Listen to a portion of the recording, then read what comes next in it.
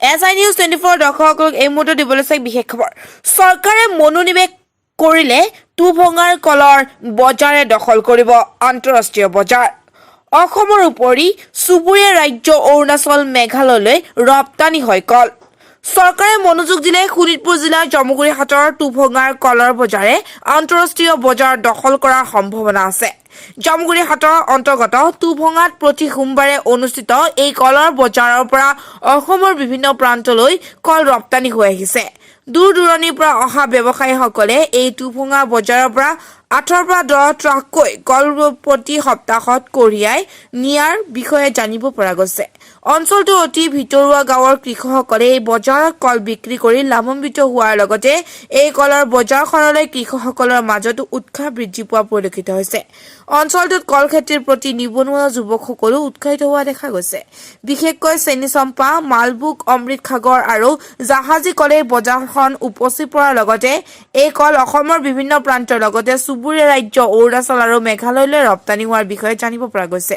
যথেষ্ট ৰাজহ লাভৰ সম্ভাৱনা থকা কলৰ বজাৰখনিৰ প্ৰতি চৰকাৰে উচিত মনোনিৱেশ কৰিলে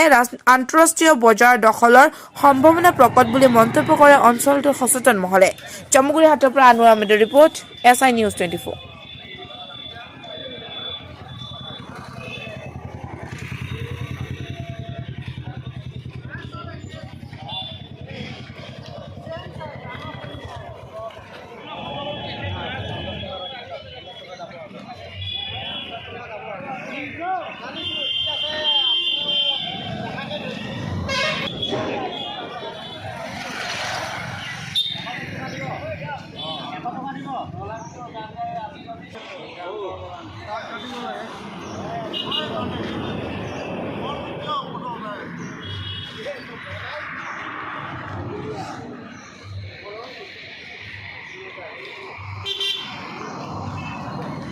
সমষ্টিৰ ভিতৰত আমাৰ তুভঙা বজাৰ বুলি কয় এখন চতিয়া সমষ্টিৰ ভিতৰত আমাৰ এখন সৰ্ববৃহৎ কল বজাৰ হয়